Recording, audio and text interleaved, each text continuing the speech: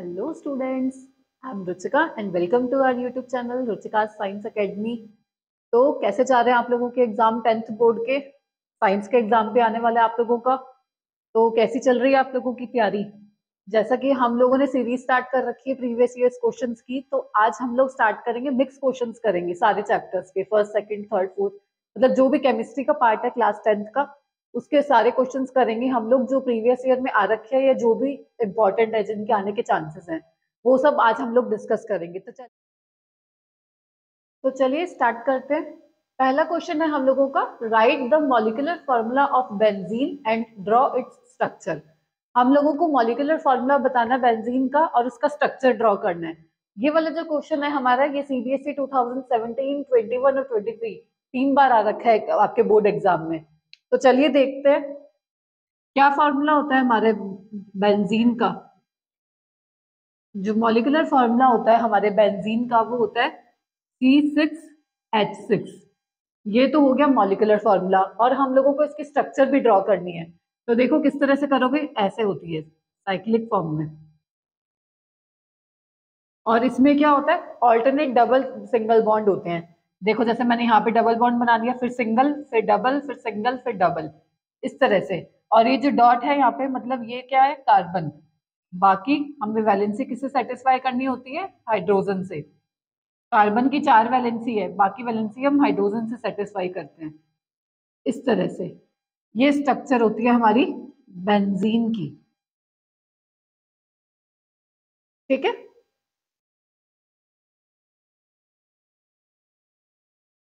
Next question पूछा हुआ है हम लोगों से, carbon compounds have low melting point and boiling point, why.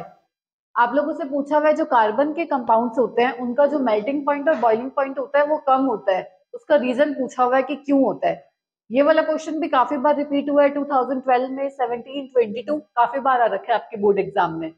तो हम लोगों को ये पता है कि जो कार्बन के कंपाउंड्स होते हैं वो कैसे होते हैं, आयनिक या कोवलेंट। ये चीज हम लोगों को पता है कि जो कार्बन के कंपाउंड्स होते हैं वो कोवलेंट होते हैं, ठीक है। जो कैसे बनते हैं, शेयरिंग ऑफ इलेक्ट्रॉन से। तो हम लिख सकते हैं कार्बन के कंपाउंड्स कैसे होते हैं, कोवलेंट, कोवलेंट कंपाउंड्स। तो उनके बीच में क्या होता है, weak force of attraction, weak force of attraction. तो उसको अगर हम थोड़ी सी भी एनर्जी प्रोवाइड करेंगे ना, तो वो ब्रेक हो जाएंगे। इसलिए हम कह सकते हैं कि उनका जो मेल्टिंग पॉइंट और बॉइलिंग पॉइंट होता है ना, वो कम होता है, लो होता है कोवलेंट कंपाउंड्स, क्योंकि जो कार्बन होता है वो कोवलेंट कंपाउंड बनाता है। उनके बीच में जो बॉन्ड होता है वो क्या होता है, वीक होता है, वीक फोर्स ऑफ अट्रैक्शन होता है दोनों के बीच में, दो एटम के कंपाउंड में। तो अगर हम थोड़ी सी भी एनर्जी प्रोवाइड करते हैं ना, तो उनका जो अट्रैक्शन है वो ब्रेक हो जाता है, टूट जाते हैं इजिली। तो इसलिए हम कह सकते हैं इनका मेल्टिंग पॉइंट और बॉइलिंग पॉइंट कम होता है कार्बन के कंपाउंड्स का, ठीक है। ये भी काफी इंपॉर्टेंट क्वेश्चन है, काफी बार आ रखा है आप लोगों के एग्जाम्स में, तो थोड़ा ध्यान देना इसको भी ना।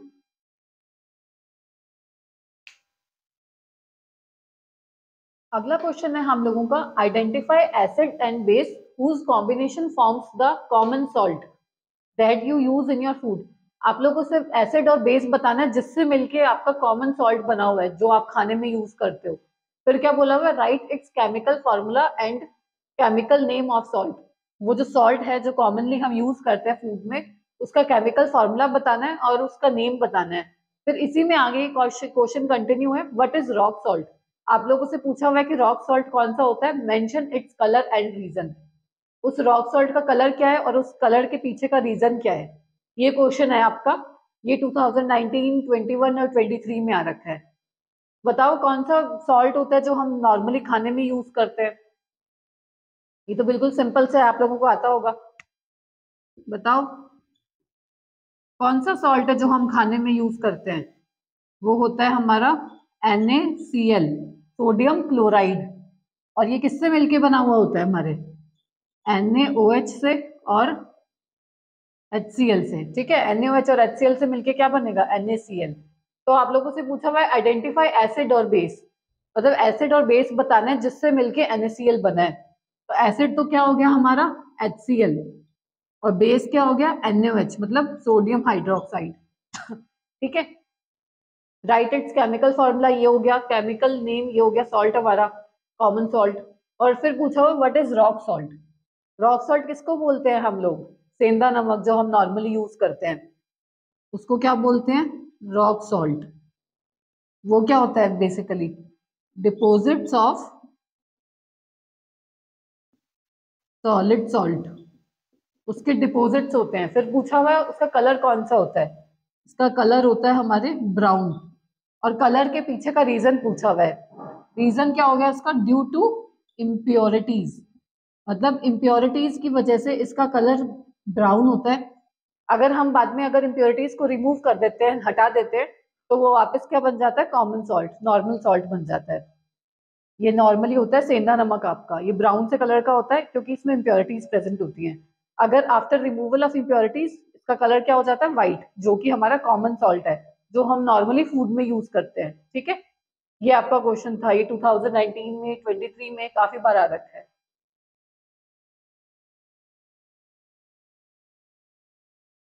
नेक्स्ट है हमारा list in tabular form, table के फॉर्म में बताना है। क्या बताना है? 3 chemical properties on the basis of which we can differentiate between metal and non metal. मतलब आपको डिफरेंशिएट करना है, टेबल की फॉर्म में बताना है 3 केमिकल प्रॉपर्टीज जिसके बेस पे आप मेटल और नॉन मेटल को डिफरेंशिएट कर सकते हो। ये चीज ध्यान रखना, केमिकल प्रॉपर्टीज बतानी है। बच्चे इस पर ध्यान नहीं देते, नॉर्मल डिफरेंस लिखाते हैं मेटल नॉन मेटल में, कि मेटल में ये होता है, नॉन मेटल में ये होता है। अब ध्यान देना, केमिकल डिफरेंस लिखना है, केमिकल प्रॉपर्टीज के बेस पे। तो ये क्वेश्चन भी आपका 2014 और 19 में आ रखा है। बताओ कोई 3 केमिकल प्रॉपर्टीज जिसके बेस पे आप मेटल को नॉन मेटल से डिफरेंशिएट कर सकते हो। देखो, एक साइड हम लिख देते हैं मेटल, एक साइड हो गया हमारा नॉन मेटल। अब ये बताओ मेटल के ऑक्साइड्स कैसे होते हैं, एसिडिक या फिर बेसिक? ये चीजें हम लोगों ने पढ़ रखी हैं कि मेटल के ऑक्साइड्स कैसे होंगे और नॉन मेटल के ऑक्साइड्स कैसे होंगे। तो हम लिख सकते हैं मेटल के जो ऑक्साइड्स होते हैं ना, वो बेसिक होते हैं नेचर में। ये आप थ्योरी लाइन के फॉर्म में लिख लेना, मैं आपको सिंपल बता रही हूँ कि जो मेटल के ऑक्साइड्स होते हैं वो बेसिक होते हैं नेचर में। और दूसरी साइड जो नॉन मेटल के ऑक्साइड्स होते हैं, नॉन मेटल के जो ऑक्साइड्स होते हैं वो जनरली एसिडिक होते हैं नेचर में। ये चीज आप ध्यान रखना, मेटल के तो बेसिक होते हैं और नॉन मेटल के एसिडिक होते हैं। अब देखो, इसके ऑक्साइड्स बेसिक हैं तो ये लिटमस पेपर को किस में कन्वर्ट करेंगे? रेड से ब्लू में। लिटमस को ये कन्वर्ट करेंगे रेड से ब्लू में। और इस साइड क्या होगा? ये फर्स्ट है, इस साइड उसका उल्टा हो जाएगा, ये ब्लू को रेड में करेंगे। ठीक है। और तीसरा डिफरेंस क्या ले सकते हैं हम लोग? इसके रिएक्शन अगर हम डाइल्यूट एसिड के साथ कराते हैं तो सॉल्ट और साथ में क्या निकलता है? Hydrogen gas. Metal plus dilute acid क्या बनाएगा? सॉल्ट और आपका हाइड्रोजन गैस। और इस साइड ऐसी कोई रिएक्शन नहीं होगी। ठीक है, डाइल्यूट एसिड के साथ नॉन मेटल रिएक्ट नहीं करेगा। तो 3 डिफरेंस कौन से हो गए आप लोगों के? मेटल के जो ऑक्साइड्स होते हैं वो जनरली बेसिक नेचर के होते हैं और दूसरी साइड नॉन मेटल के ऑक्साइड्स होते हैं वो एसिडिक नेचर के होते हैं।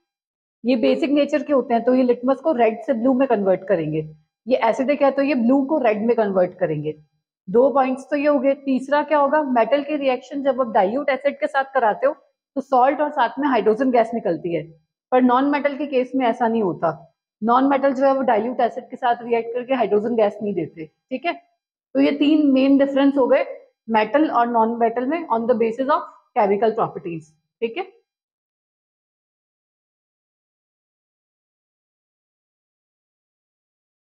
नेक्स्ट है हमारा the reaction of metal x with Fe2O3 is highly exothermic and is used to join railway tracks, identify the metal x.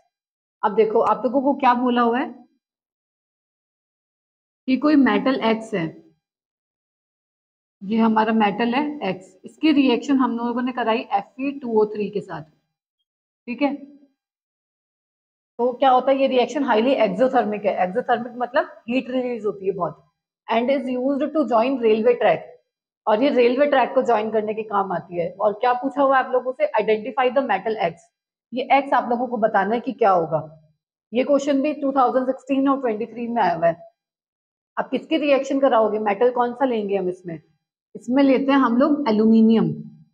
जब एल्यूमिनियम की रिएक्शन हम Fe2O3 के साथ कराते हैं तो क्या बनता है, ये Al इसके साथ जुड़ जाता है, क्या बनेगा, एल्यूमिनियम का ऑक्साइड, और साथ में Fe बाहर निकल जाएगा, और ये एक्सोथर्मिक है तो हीट भी होगी।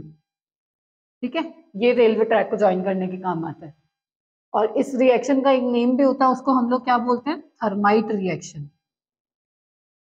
Thermite reaction. ठीक है, जो मेटल है हमारा X वो होता है हमारा एल्यूमिनियम। इसकी रिएक्शन कराते हैं हम Fe2O3 के साथ। इस रिएक्शन को हम लोग बोलते हैं थर्माइट रिएक्शन।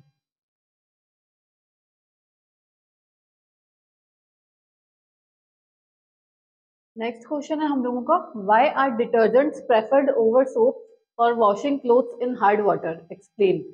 ये जो डिटर्जेंट्स होते हैं हम हमारे, उसको प्रेफर क्यों करते हैं हम सोप की जगह पे, जब हमें क्लोथ्स को वॉश करना होता है, कपड़े धोने के लिए डिटर्जेंट को क्यों प्रेफर करते हैं, सोप क्यों नहीं यूज करते? ये क्वेश्चन भी आप लोगों का 2014 और 15 में आ रखा है। इसका रीजन ये है कि जो डिटर्जेंट्स होते हैं ना वो बहुत इफेक्टिव होते हैं हार्ड वाटर में। वो ना स्कम का फॉर्मेशन नहीं करते, जो व्हाइट रेजिड्यू होता है उसका फॉर्मेशन नहीं करते जो डिटर्जेंट्स होते हैं, इसलिए हम लोग डिटर्जेंट्स को यूज करते हैं। अगर हम सोप का यूज करते हैं ना तो वो स्कम फॉर्म कर देते हैं, व्हाइट जो रेजिड्यू होता है वो फॉर्म करते हैं, इसलिए हम डिटर्जेंट्स यूज करते हैं। वो हार्ड वाटर में इफेक्टिव होते हैं, सोप नहीं होते, वो स्कम बना देते हैं। देखो, जो डिटर्जेंट्स होते हैं हमारे वो इफेक्टिव होते हैं हार्ड वाटर में। उनके जो कैल्शियम और मैग्नीशियम के सॉल्ट्स है ना वो वाटर में सॉल्युबल होते हैं, and they don't form scum. जो व्हाइट रेजिड्यू होता है स्कम हमारा, वो फॉर्म नहीं करते डिटर्जेंट्स, इसलिए हम लोग क्लोथ्स को वॉश करने के लिए डिटर्जेंट्स का यूज करते हैं। ठीक है,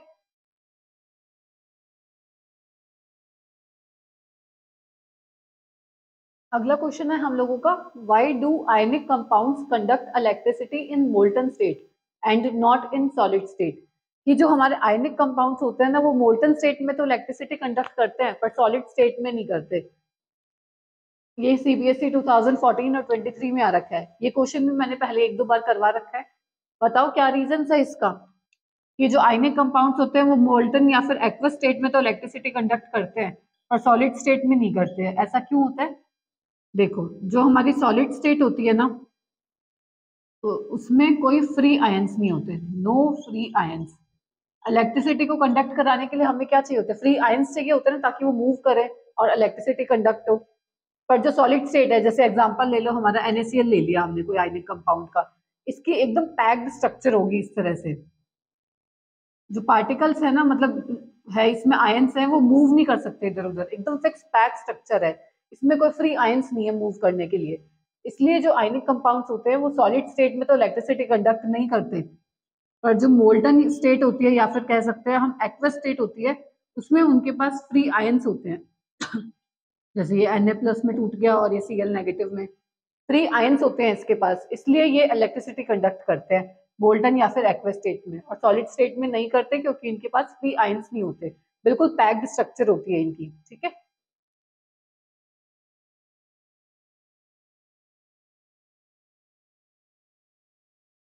नेक्स्ट क्वेश्चन है हम लोगों का, right the chemical formula of bleaching powder. Bleaching powder का केमिकल फॉर्मूला लिखना है आप लोगों को।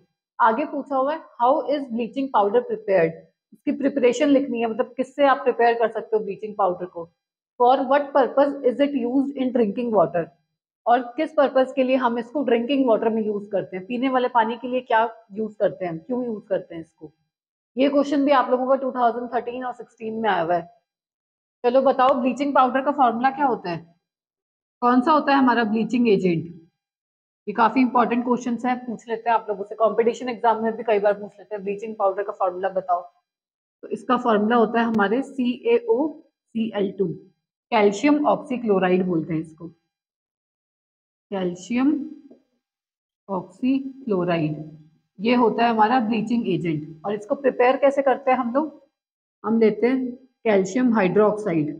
इसका कोई कॉमन नाम बता सकता है, कैल्शियम हाइड्रोक्साइड का एक कॉमन नेम भी होता है, किस नाम से जाना जाता है इसको जनरली? कैल्शियम हाइड्रोक्साइड का कॉमन नेम क्या होता है जनरली, केमिस्ट्री में हम इसको किस नाम से जानते हैं? इसका कॉमन नेम होता है हमारे स्लेग्ड लाइम, स्लेक्ड लाइन से जाना जाता है कैल्शियम हाइड्रोक्साइड को। इसकी रिएक्शन अगर हम क्लोरीन से करा दें तो क्या बनेगा, CaOCl2, और साथ में क्या निकलेगा, वाटर। ठीक है, ये तो हो गई हमारी केमिकल रिएक्शन। आगे पूछा हुआ है for what purpose is it used in drinking water. Drinking water में क्यों क्यों यूज किया जाता है इसको, यही बता देती हूँ उसका, टू डिसइंफेक्ट, मतलब क्लीन करने के लिए, इम्प्योरिटीज को हटाने के लिए, टू डिसइंफेक्ट, मतलब ठीक है, वाटर को क्लीन करने के लिए हम लोग ब्लीचिंग एजेंट का यूज करते हैं, वो होता है हमारा कैल्शियम ऑक्सीक्लोराइड, CaOCl2। ठीक है, क्वेश्चन है हम लोगों का, what happens when calcium is treated with water. क्या होगा जब जो कैल्शियम है वो वाटर से रिएक्ट करेगा। तो 4 पॉइंट्स दे रखे हैं आप लोगों को। पहला है it does not react with water, क्या कैल्शियम वाटर से रिएक्ट ही नहीं करेगा। It reacts violently with water, violently react करेगा। या फिर it reacts less violently with water. And fourth option है bubbles of hydrogen gas formed stick to the surface of calcium. Hydrogen gas के जो बबल्स हैं वो स्टिक हो जाएंगे, जुड़ जाएंगे सरफेस ऑफ कैल्शियम, कैल्शियम के सरफेस के साथ। ये 4 पॉइंट्स दे रखे हैं आप लोगों को, इनमें से पूछा हुआ है फर्स्ट और फोर्थ सही है, सेकंड थर्ड सही है, फर्स्ट सेकंड सही है, या फिर थर्ड और फोर्थ सही है। तो हम लोगों ने रिएक्टिविटी सीरीज पढ़ी हुई है, हम लोगों को याद है सबको। तो हमें ये पता है कि जो कैल्शियम है ना वो ऊपर आता है हाइड्रोजन से, तो हम ये तो कह सकते हैं कि जो कैल्शियम है वो रिएक्ट तो करेगा वाटर के साथ। तो जो कैल्शियम होता है वो वाटर के साथ रिएक्ट करके क्या बना देगा, कैल्शियम का हाइड्रोक्साइड, और साथ में क्या निकलेगी, हाइड्रोजन गैस। तो देखो कौन सा ऑप्शन है, एक तो ये आएगा it reacts less violently with water, और दूसरा bubbles of hydrogen gas formed stick to the surface of calcium. Bubbles होते हैं जो हाइड्रोजन गैस के, वो स्टिक हो जाएंगे कैल्शियम की सरफेस पे। अब ये पॉइंट्स देख लो दोनों किसमें सही है, थर्ड और फोर्थ। ये देखो ये जो डी ऑप्शन है थर्ड एंड फोर्थ, ये हमारा करेक्ट आंसर होगा। ठीक है, ये रिएक्टिविटी सीरीज के ऊपर बेस्ड था क्वेश्चन। हम लोगों को पता होना चाहिए कि कौन सा एलिमेंट ऊपर आता है कौन सा नीचे आता है, उस हिसाब से हम डिसाइड करेंगे कि वो रिएक्ट करेगा, डिस्प्लेस कर पाएगा या नहीं। ठीक है, तो डी ऑप्शन इसका करेक्ट आंसर होगा। चलिए नेक्स्ट देखते हैं हम लोग। नेक्स्ट क्वेश्चन है हम लोगों का, reaction between A and B. कोई ए और बी कंपाउंड है, एटम बोल सकते हैं, वो आपस में रिएक्ट करते हैं और फॉर्म्स कंपाउंड सी, और सी कंपाउंड बनाते हैं। फिर क्या दे रखा है, ए लूजेस इलेक्ट्रॉन, ए जो है वो इलेक्ट्रॉन लूज करता है, और जो बी है वो इलेक्ट्रॉन को गेन करता है।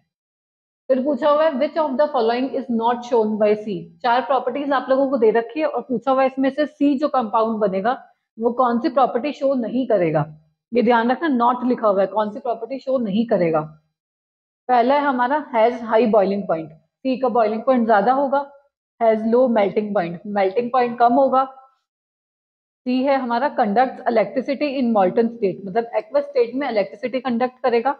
या फिर अकर्स एज सॉलिड। इन चारों में से कौन सी ऐसी प्रॉपर्टी है जो सी जो बनेगा कंपाउंड वो शो नहीं करेगा। देखो क्या पता चल रहा है हमसे, हमें इसमें ए जो है वो बी के साथ रिएक्ट करके क्या बनाता है, सी।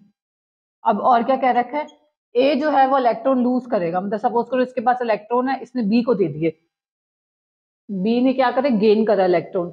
हम लोगों को ये पता है जिसमें इलेक्ट्रॉन का ट्रांसफर होता है तो उससे कौन सा बॉन्ड बनता है हमारा, आयनिक बॉन्ड। मतलब जो ये सी कंपाउंड बनेगा वो आयनिक कंपाउंड होगा। और हमें देखना है अब इसमें से कौन सी प्रॉपर्टीज आयनिक कंपाउंड की है। ये तो हम लोगों को ध्यान है, कंडक्ट इलेक्ट्रिसिटी कंडक्ट करता है आयनिक कंपाउंड मॉल्टन स्टेट में, एक्वस स्टेट में, है ना। अकर्स एज सॉलिड, सॉलिड की तरह एग्जिस्ट करता है। बॉइलिंग पॉइंट पे ज्यादा होता है क्योंकि इसके बीच में जो बॉन्ड होता है वो बहुत स्ट्रांग होता है। जो फोर्स ऑफ अट्रैक्शन है ना वो बहुत स्ट्रांग होगा, उसको ब्रेक करने के लिए हमें ज्यादा एनर्जी देनी पड़ेगी, मतलब बॉइलिंग पॉइंट उसका ज्यादा होगा। और जो मेल्टिंग पॉइंट है वो लो है, वो भी ज्यादा होता है। तो ये ऑप्शन तो हो गया हमारा सही, मतलब एक तरह से इन चारों में से ये चीज गलत है। हम लोगों से यही पूछा हुआ है कौन सी प्रॉपर्टी शो नहीं करेगा, तो इसका ऑप्शन हो गया बी, क्योंकि इसका मेल्टिंग पॉइंट तो हाई होना चाहिए पर इसमें लो दे रखा है, तो ये हमारा आंसर हो गया। ठीक है, बी इसका करेक्ट ऑप्शन है।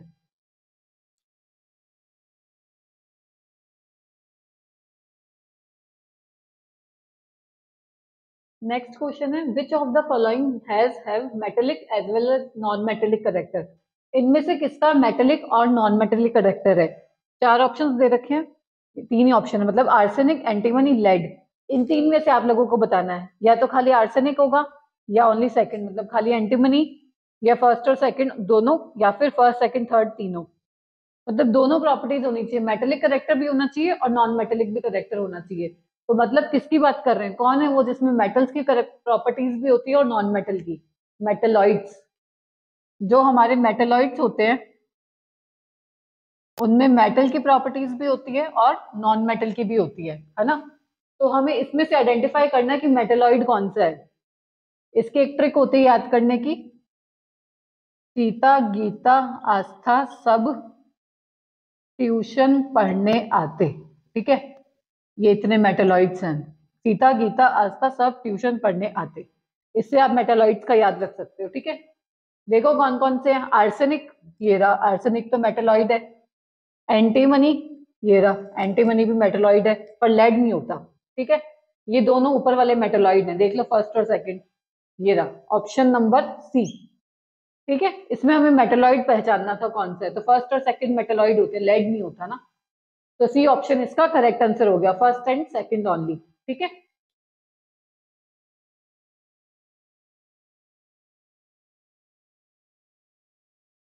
अगला क्वेश्चन है हमारा, विच of the following oxide is neutral in nature? इनमें से कौन सा जो ऑक्साइड है वो न्यूट्रल नेचर का होगा? पहला है हमारा वाटर, दूसरा CO2, तीसरा MgO, या फिर ऑल, मतलब या तो चारों तीनों। बताओ इनमें से कौन सा ऑक्साइड जो है वो न्यूट्रल नेचर का होगा? देखो जो MgO होता है, Mg क्या है, एक मेटल, और मेटल का जो ऑक्साइड होगा वो क्या होगा, बेसिक। ठीक है, आप लोगों को ये चीज तो पता होगी, मेटल के ऑक्साइड्स होते हैं बेसिक इन नेचर। ठीक है, और कार्बन, देखो CO2 है यहाँ पे, कार्बन क्या है, एक नॉन मेटल, नॉन मेटल। और जो नॉन मेटल के ऑक्साइड्स हैं वो होते हैं हमारे एसिडिक। बाकी क्या बचा, वाटर। वाटर का जो ऑक्साइड होगा वो न्यूट्रल नेचर का होगा, तो ऑप्शन ए इसका करेक्ट आंसर है। ठीक है, ये चीज ध्यान रखना बस, मेटल के ऑक्साइड्स बेसिक नेचर के होते हैं और नॉन मेटल के ऑक्साइड्स एसिडिक नेचर के होते हैं। तो इसमें ऑप्शन ए इसका करेक्ट आंसर है, वाटर। H2O का ऑक्साइड जो H2O है वो न्यूट्रल नेचर का होगा।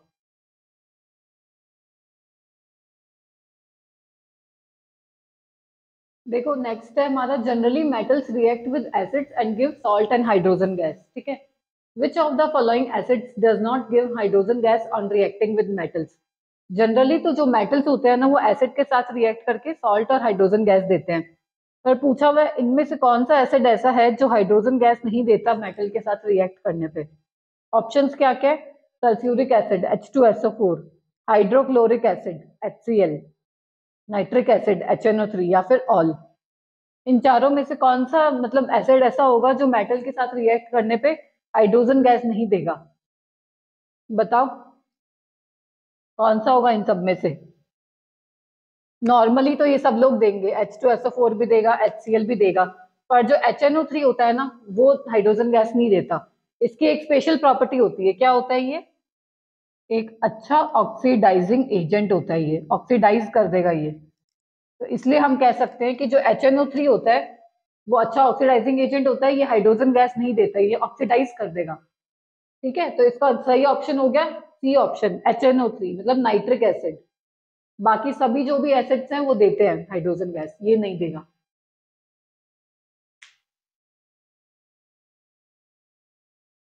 अगला क्वेश्चन है हमारा, the compound obtained of iron with steam. मतलब आयरन को जब स्टीम के साथ रिएक्ट कराते हैं तो क्या बनता है, Fe2O3, Fe3O4, FeO, या फिर Fe2O3 एंड Fe3O4। चलो करा के देखते हैं हम लोग। आयरन क्या फॉर्मूला होता है, Fe। इसकी रिएक्शन किससे करानी है हमें, स्टीम, हॉट वाटर मतलब हो गया एक तरह से, वाटर के साथ रिएक्शन कराते हैं तो हमारा बनता है Fe3O4। Fe3O4 ये काफी इंपॉर्टेंट है, ये काफी बार आ रखा है एग्जाम में, तो ध्यान रखना। ठीक है, तो ऑप्शन बी इसका करेक्ट आंसर होगा, आयरन की रिएक्शन स्टीम के साथ करा के Fe3O4 बनता है। ठीक है,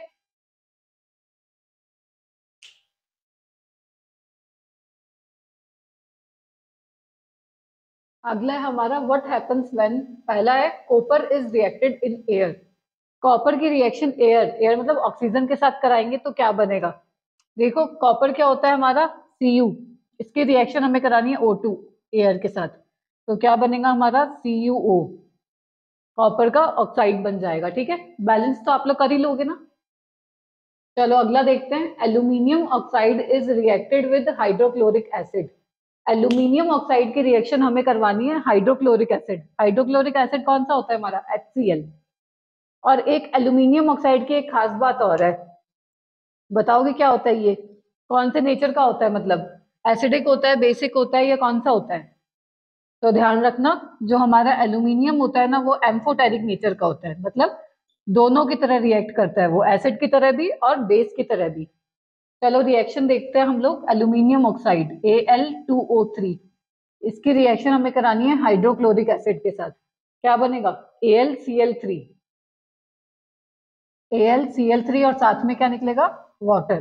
ठीक है, बैलेंस आप लोग खुद से कर लेना। ठीक है, और हमेशा पेपर में रिएक्शंस जो है वो बैलेंस करके ही लिखना, वरना मार्क्स कट जाएंगे आप लोगों के। ठीक है, चलिए आगे देखते हैं। आगे देखो, थर्ड पार्ट है ये, उसी क्वेश्चन में चल रहा है ना, 4 पार्ट है इसके। अगला है थर्ड है, पोटेशियम रिएक्ट्स विद वाटर। जब पोटेशियम वाटर के साथ रिएक्ट करेगा तो देखो, पोटेशियम क्या होता है? के, वाटर के साथ क्या बनाएगा हमारा? KOH, और साथ में क्या निकलेगी? हीट। ठीक है, अगला है हमारा aluminium oxide reacts with sodium hydroxide. Aluminium oxide अभी देखा हम लोगों ने, क्या होता है? Al2O3। इसकी रिएक्शन करानी है सोडियम हाइड्रोक्साइड के साथ, NaOH के साथ। तो क्या बनेगा? NaAlO2, sodium aluminate, NaAlO2। ठीक है, साथ में क्या निकलेगा? वाटर। इसका नाम होता है सोडियम एल्यूमिनेट, नाम ध्यान रखना ना, NaAlO2, सोडियम एल्यूमिनेट। ठीक है,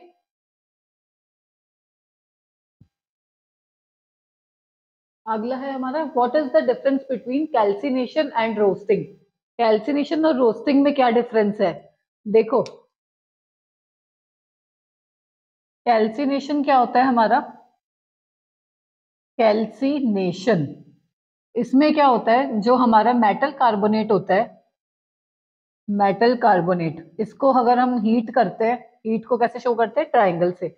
तो क्या बनता है? Metal oxide.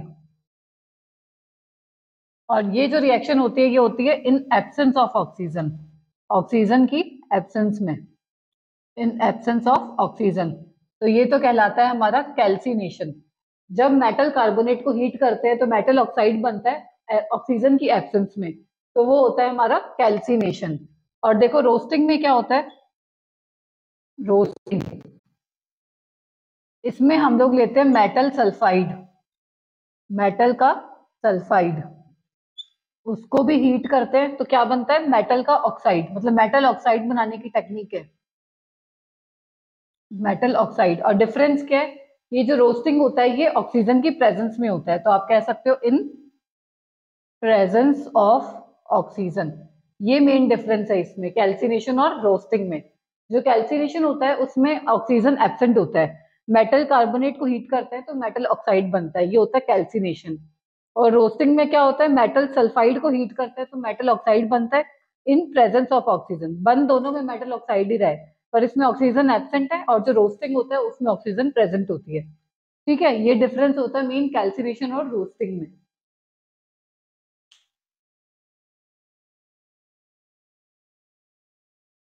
नेक्स्ट है हमारा, what is the name of bond formed between the formed when metal combines with non metal. कौन सा बॉन्ड बनेगा जब जो मेटल है वो नॉन मेटल के साथ कंबाइन करेगा? ये एक क्वेश्चन CBSE 2010 में आ रखा है। चलो देखते हैं, चलो इसको एग्जांपल से समझते हैं। जैसे ले लिया मैंने Na, सोडियम। सोडियम क्या होता है? मेटल। सोडियम का कॉन्फ़िगरेशन क्या होता है? सोडियम का एटॉमिक नंबर होता है हमारा 11, तो ये होता है 2, 8 और 1, मतलब इसके आउटर मोस्ट में 1 इलेक्ट्रॉन है। ठीक है, और दूसरी साइड मैंने ले लिया Cl, मतलब क्लोरीन।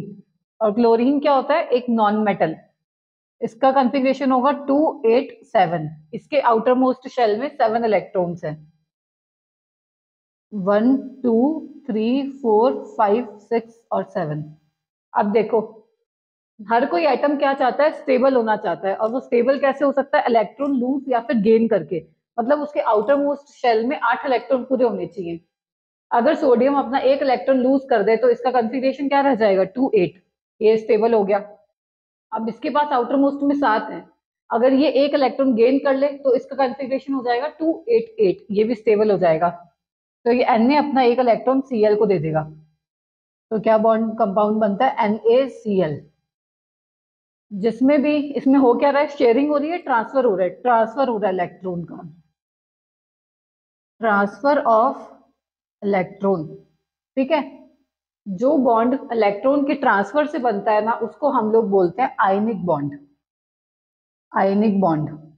और दूसरी, इसका दूसरा नाम भी होता है एक इलेक्ट्रोवैलेंट बॉन्ड, इलेक्ट्रोवैलेंट भी इसी को बोलते हैं। ठीक है, इलेक्ट्रोवैलेंट बॉन्ड। और ये एक मेटल और नॉन मेटल के बीच में बनता है। ठीक है, तो क्या क्वेश्चन था, what is the name of bond formed when metal combines with non metal. जब मेटल नॉन मेटल के साथ कंबाइन करता है तो जो हमारा बॉन्ड बनता है वो होता है आयनिक बॉन्ड, या फिर दूसरा नाम है इसका इलेक्ट्रोवैलेंट बॉन्ड। ये मेटल और नॉन मेटल के बीच में बनेगा हमेशा, इलेक्ट्रॉन के ट्रांसफर से बनता है। ठीक है,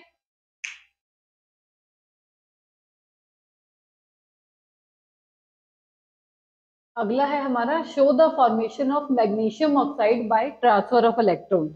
मैग्नीशियम ऑक्साइड के फॉर्मेशन बनने का प्रोसेस दिखाना है हमें, शो करना है इलेक्ट्रॉन के ट्रांसफर से। चलो देखते हैं। सबसे पहले तो हमें ये पता होना चाहिए मैग्नीशियम का एटॉमिक नंबर कितना होता है, 12। तो इसकी कॉन्फ़िगरेशन हम किस तरह से लिखेंगे, 2 8 और 2, 8 2 10 और 2 12। ठीक है, और दूसरी साइड ऑक्सीजन का होता है 6 और 8, तो इसका हो गया 2 और 6। ठीक है, अब मैग्नीशियम के पास आउटर मोस्ट में 2 इलेक्ट्रॉन्स हैं, एक और एक, दो। और ऑक्सीजन के पास 6, 1 2 3 4 5 6। अगर मैग्नीशियम अपने 2 इलेक्ट्रॉन्स को लूज कर देगा ऑक्सीजन को, तो इसका ऑक्टेट पूरा हो जाएगा, 2 और 8 हो गए तो इसका ऑक्टेट पूरा है। और अगर ऑक्सीजन 2 इलेक्ट्रॉन को गेन कर लेगा तो इसका भी ऑक्टेट पूरा हो जाएगा। तो क्या होगा, ये मैग्नीशियम अपने 2 इलेक्ट्रॉन इसको दे देगा। ठीक है, तो हमारा क्या कंपाउंड बनेगा, MgO, मैग्नीशियम का ऑक्साइड।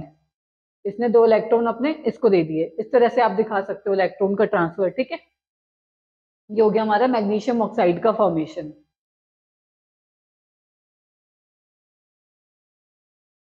अगला है, what are ionic compounds and why do ionic compounds not conduct electricity in solid state. वही है, आयनिक कंपाउंड्स अभी हम लोगों ने देखा जिसमें इलेक्ट्रॉन का ट्रांसफर होता है, उससे जो कंपाउंड या बॉन्ड बनता है वो आयनिक बॉन्ड, और जो कंपाउंड बनेगा वो आयनिक कंपाउंड। फिर से देख लो वापस, NaCl के एग्जांपल से समझते हैं हम लोग। देखो, आयनिक बॉन्ड, या फिर इसका दूसरा नाम होता है इलेक्ट्रोवैलेंट बॉन्ड, इलेक्ट्रोवैलेंट बॉन्ड। ठीक है, ये किससे बनता है, इलेक्ट्रॉन के ट्रांसफर से, ट्रांसफर ऑफ इलेक्ट्रॉन। ठीक है, एग्जांपल लेते हैं हम NaCl का। Na की कॉन्फ़िगरेशन होता है 2 8 और 1, मतलब आउटर मोस्ट शेल में 1 इलेक्ट्रॉन्स है, और Cl का होता है 2 8 और 7। तो हर कोई एटम स्टेबिलिटी चाहता है, मतलब उसके आउटर मोस्ट शेल में 8 इलेक्ट्रॉन्स हों। अब इसमें तो 1 है, इसके पास 2 चांसेस है, या तो ये 7 इलेक्ट्रॉन को गेन करके अपना ऑक्टेट पूरा करे, या फिर एक इलेक्ट्रॉन को लूज करके। तो सोडियम के लिए क्या आसान रहेगा, इसके लिए एक इलेक्ट्रॉन को लूज करना ज्यादा आसान है ना।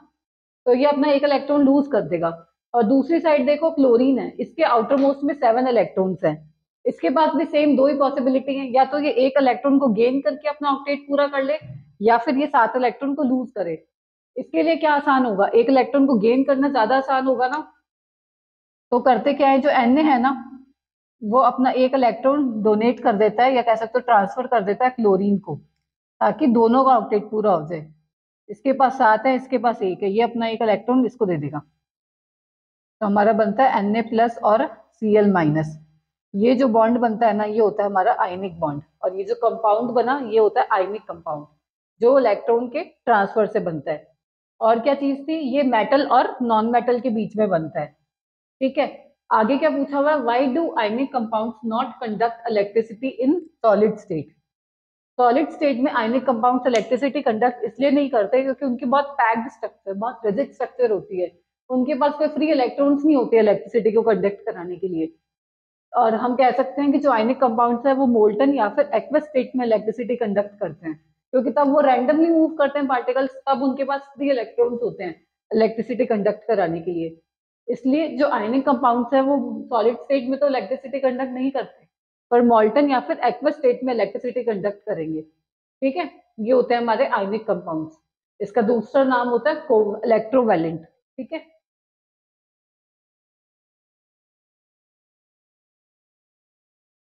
आगे पूछा हुआ है which metal is best conductor of electricity. कौन सा मेटल ऐसा है जो इलेक्ट्रिसिटी का बेस्ट कंडक्टर होता है, गुड कंडक्टर होता है। ये क्वेश्चन सीबीएसई 2010 में आ रखा है। देखो वो कौन सा मेटल होता है जो इलेक्ट्रिसिटी का गुड कंडक्टर होता है, वो होता है हमारा सिल्वर। ये ध्यान रखना, सिंबल क्या होता है इसका, एजी।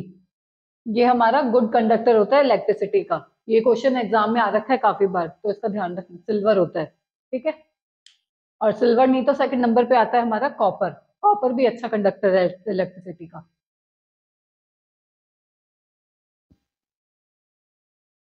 नेक्स्ट क्वेश्चन है हमारा, an element x reacts with oxygen. कोई एलिमेंट है एक्स, वो ऑक्सीजन के साथ रिएक्ट करता है to give compound with high melting point. तो एक कंपाउंड देता है जिसका मेल्टिंग पॉइंट ज्यादा है। ये एक्स है, ये ऑक्सीजन के साथ रिएक्ट करा और इसने कोई कंपाउंड दिया जिसका मेल्टिंग पॉइंट हाई है। ठीक है, this compound is also soluble in water. ये जो कंपाउंड है वो वाटर में भी सॉल्युबल है। The element x is likely to be, आप लोगों को ये एक्स बताना है, एक्स कौन सा होगा। चार ऑप्शन है, आयरन, सी मतलब कैल्शियम, कार्बन या फिर सिलिकन। देखो हिंट दे रखा है आप लोगों को, मेल्टिंग पॉइंट ज्यादा होना चाहिए, वाटर में सॉल्युबल होना चाहिए, और एक्स एक्स डिटरमाइन करना है आप लोगों को। बताओ, देखो वाटर में सॉल्युबल कौन कौन होगा, देखो चारों सॉल्युबल है या नहीं है। आयरन है जो हमारा, वो तो सॉल्युबल होगा ही नहीं, तो ये तो ऑप्शन ही कैंसिल हो गया। सिलिकन है, वो भी नहीं होगा। कैल्शियम, देखो कैल्शियम क्या बनाता है ऑक्सीजन के साथ रिएक्ट करके, बनाता है हमारा कैल्शियम का ऑक्साइड। ये होता है जो वाटर में भी सॉल्युबल होता है, तो इसका आंसर हो गया B, calcium is the correct option. और एक चीज और बताओ, इसका एक कॉमन नाम भी होता है, कॉमन नेम भी होता है CaO का। कैल्शियम ऑक्साइड का एक कॉमन नेम होता है, इस नाम से जाना जाता है इसको कॉमनली। नेम ध्यान रखना, इसका पूछ लेते हैं कई बार। इसका जो कॉमन नेम है वो होता है हमारे क्विक लाइम। ठीक है, क्विक लाइम से तो हम जानते हैं कैल्शियम ऑक्साइड को, और एक होता है स्लेक्ड लाइम, वो होता है कैल्शियम हाइड्रोक्साइड। ठीक है, ये नेम कॉमन नेम भी ध्यान रखा करो इनके। तो इसका करेक्ट ऑप्शन हो गया B, calcium. Show the formation of methane with the help of electron dot structure. मतलब हमें मीथेन का स्ट्रक्चर एक्सप्लेन करना है with the help of electron dot structure. ठीक है, तो चलिए देखते हैं। मीथेन, मीथेन का फॉर्मूला क्या होता है, सबसे पहले तो हमें ये पता होना चाहिए, CH4। क्या क्या एलिमेंट्स है हमारे इसमें, कार्बन और हाइड्रोजन। और इसके लिए हमें इलेक्ट्रॉन डॉट स्ट्रक्चर बनाने के लिए हमें इसकी कॉन्फ़िगरेशन पता होनी चाहिए, कार्बन की और हाइड्रोजन की। चलिए देखते हैं। कार्बन कौन सा नंबर पे आता है पीरियोडिक टेबल में, मतलब इसका एटॉमिक नंबर क्या होता है, 6। तो इसको हम किस तरह से लिख सकते हैं, 2,4। इसके आउटर मोस्ट शेल में कितने इलेक्ट्रॉन्स हैं, 4, क्योंकि हमें पता है हाँ, कार्बन क्या होता है, टेट्रावैलेंट, मतलब 4 वैलेंसी होती है इसकी। इसके आउटर मोस्ट में है 4 इलेक्ट्रॉन्स। वैसे ही हाइड्रोजन का देखते हैं, हाइड्रोजन का एटॉमिक नंबर होता है 1, तो इसका कॉन्फ़िगरेशन क्या हो गया, 1। इसके आउटर मोस्ट में यहाँ 1 होगा। ठीक है, तो अब देखो हमें CH4 का स्ट्रक्चर बनाना है। एक कार्बन है, 4 हाइड्रोजन है, तो हम कार्बन को सेंटर में रख लेंगे और फिर 4 हाइड्रोजन लगा देंगे, 1 2 3 और 4। ठीक है, कार्बन के आउटर मोस्ट में कितने इलेक्ट्रॉन्स हैं, 4, 1 2 3 और 4। ठीक है, और हाइड्रोजन में कितने हैं, आउटर मोस्ट में 1, तो ये मैंने क्रॉस से शो कर दिया इसका। ठीक है, 1, इसमें भी 1, इसमें भी 1 और इसमें भी 1। अब हमें क्या करना होता है, ऑक्टेट पूरा करना होता है स्टेबिलिटी के लिए। हम लोगों को ये पता है जो हाइड्रोजन है वो डुप्लेट पूरा पूरा करता है, उसके आउटर मोस्ट में 2 इलेक्ट्रॉन्स आ जाएंगे तो भी उसका मतलब पूरा हो जाएगा, स्टेबल हो जाएगा वो। ठीक है, बाकी जो भी एलिमेंट्स है वो ऑक्टेट पूरा करते हैं, मतलब 8 इलेक्ट्रॉन्स। अब देखो पूरे हो रहे हैं कि नहीं। हाइड्रोजन को 2 चाहिए, मतलब डुप्लीट पूरा करेगा। अलग कलर से शो कर देती हूँ इसको ताकि आपको कंफ्यूजन ना हो। देखो ये कैसे शेयर करेगा, इस तरह से, ठीक है। बाकी हाइड्रोजन ये इस तरह से, इस तरह से, ठीक है। अब कार्बन का देखो, हाइड्रोजन का तो पूरा हो गया, कार्बन के पास 4 है, 4 और चाहिए। देखो 1 एक हाइड्रोजन से शेयर करेगा, 2 3 4 5 6 7 और 8, इस तरह से ऑक्टेट पूरा करेगा। आप कैसे शो करोगे, ऐसे करके। ये कार्बन के 8 पूरे हो गए, ऑक्टेट पूरा हो गया। हाइड्रोजन के 2 पूरे हो गए, तो ये हो गया इसका CH4 का, मीथेन का इलेक्ट्रॉन डॉट स्ट्रक्चर, ठीक है। सबसे पहले आप लोगों को एटॉमिक नंबर देखना है, उसका कंफिग्रेशन देखना है, फिर आप लोगों को चेक करना है उसके आउटर मोस्ट शेल में कितने इलेक्ट्रॉन्स हैं, फिर उसको डॉट से या फिर क्रॉस से रिप्रेजेंट करोगे और ऑक्टेट पूरा करना होता है। बस जो हाइड्रोजन होता है वो अपना डुप्लेट पूरा करता है, बाकी जो भी एलिमेंट है वो अपना ऑक्टेट पूरा करते हैं। इस तरह से शो करना होता है। इस तरह से आप किसी भी एलिमेंट का या किसी भी कंपाउंड का मतलब इलेक्ट्रॉन डॉट स्ट्रक्चर बता सकते हो, ठीक है। नेक्स्ट क्वेश्चन है हम लोगों का, why are covalent compounds generally poor conductor of electricity. आप लोगों से पूछा हुआ है कि जो कोवलेंट कंपाउंड्स होते हैं वो जनरली पुअर कंडक्टर क्यों होते हैं इलेक्ट्रिसिटी का। तो बता सकता है क्या रीजन होगा इसका। गुड कंडक्टर कौन होते हैं और पुअर कंडक्टर, ये चीज हम कैसे पता लगा सकते हैं। मतलब देखो, अगर फ्री इलेक्ट्रॉन प्रेजेंट होता है उसके पास तो वो इलेक्ट्रिसिटी कंडक्ट कर सकता है, क्योंकि इलेक्ट्रॉन्स मूव करेंगे तो इलेक्ट्रिसिटी का मूव मतलब शो करेगा, वो कंडक्टर होगा। और अगर फ्री इलेक्ट्रॉन्स नहीं है उसके पास तो वो इलेक्ट्रिसिटी कंडक्ट नहीं करेगा, तो पुअर कंडक्टर होगा। अब क्या पूछा हुआ है, why are covalent compounds generally poor conductor of electricity. जो कोवलेंट कंपाउंड्स होते हैं वो पुअर कंडक्टर क्यों होते हैं, मतलब आप लोगों को चेक करना है उसके पास फ्री इलेक्ट्रॉन होते हैं या नहीं होते। आप फ्री इलेक्ट्रॉन की हेल्प से कंडक्टर या इंसुलेटर ये चीजें बताते हो। तो चलिए देखते हैं। देखो कोवलेंट कंपाउंड्स, पहले तो हमें ये पता होना चाहिए कोवलेंट कंपाउंड्स होते कौन से हैं, कैसे बनते हैं वो। इलेक्ट्रॉन के ट्रांसफर से या फिर शेयरिंग से। दो होते हैं, आयनिक कंपाउंड्स और कोवलेंट कंपाउंड्स। जो आयनिक कंपाउंड्स होते हैं वो तो ट्रांसफर ऑफ इलेक्ट्रॉन से बनते हैं, और जो कोवलेंट कंपाउंड्स होते हैं हमारे, वो कैसे बनते हैं, शेयरिंग ऑफ इलेक्ट्रॉन से। इसमें ट्रांसफर का तो कोई रोल ही नहीं है, इसमें इलेक्ट्रॉन्स की शेयरिंग होती है, तभी मतलब स्टेबल बनता है कोई कंपाउंड, इलेक्ट्रॉन्स की शेयरिंग से करते हैं, ठीक है, जो बॉन्ड बनता है। तो इसमें फ्री इलेक्ट्रॉन का तो कोई चांस ही नहीं है, इसमें इलेक्ट्रॉन्स का ट्रांसफर तो हो ही नहीं रहा, मतलब फ्री इलेक्ट्रॉन्स तो इसके पास है ही नहीं। इसलिए हम कह सकते हैं कि जो कोवलेंट कंपाउंड्स होते हैं हमारे, वो पुअर कंडक्टर होते हैं इलेक्ट्रिसिटी का। रीजन क्या दे सकते हैं हम, नो फ्री इलेक्ट्रॉन्स, इलेक्ट्रॉन्स, ठीक है।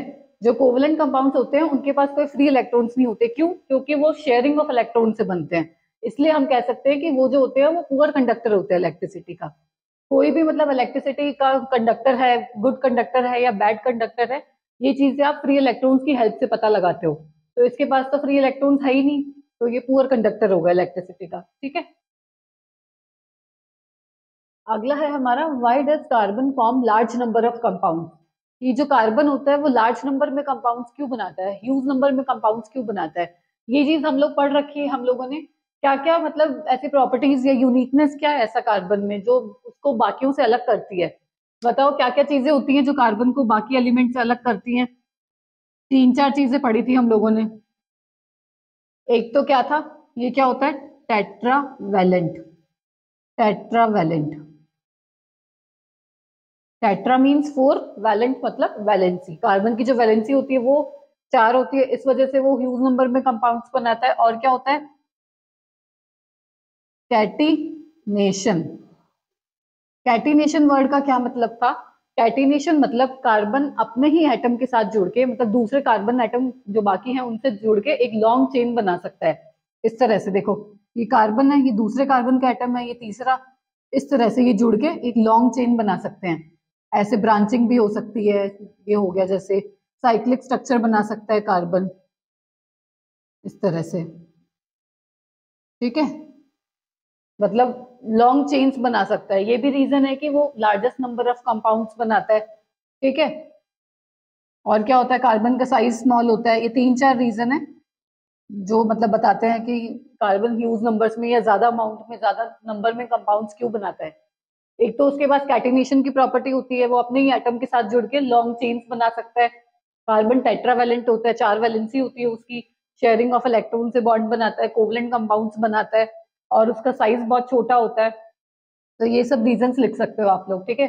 कोई 2 या 3 मार्क्स में क्वेश्चन आए तो इसको थोड़ा सा डिस्क्राइब करके इलेबोरेट करके लिख देना, ठीक है। तो ये रीजन है carbon largest number of compounds क्यों बनाता है।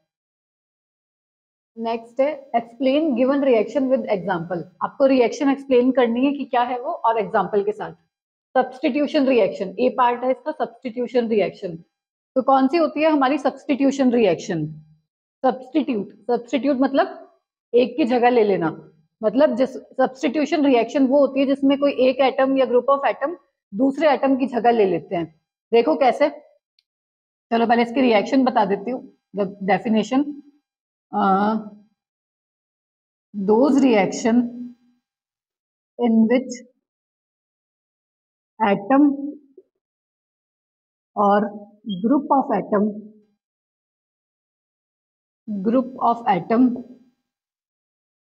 takes place of other atoms। मतलब जिसमें एक एटम दूसरे एटम की जगह ले लेता है उसको सब्स्टिट्यूट कर देता है। सब्स्टिट्यूट मतलब रिप्लेस करना, उसकी जगह खुद आ जाएगा, ठीक है। एग्जाम्पल देखो, जैसे इसका मिथेन ले लिया, CH4 क्या है हमारा, मिथेन। इसकी रिएक्शन हम लोगों ने कराई Cl2 से, इसकी प्रेजेंस में सनलाइट। तो क्या होगा, एनसीईआरटी की रिएक्शन है, ये पढ़ी होगी आप लोगों ने। ये रिप्लेस हो जाएगा हाइड्रोजन, क्या बन जाएगा CH3Cl प्लस HCl, ठीक है। ये रिएक्शन हो गई हमारी क्लोरीनेशन की।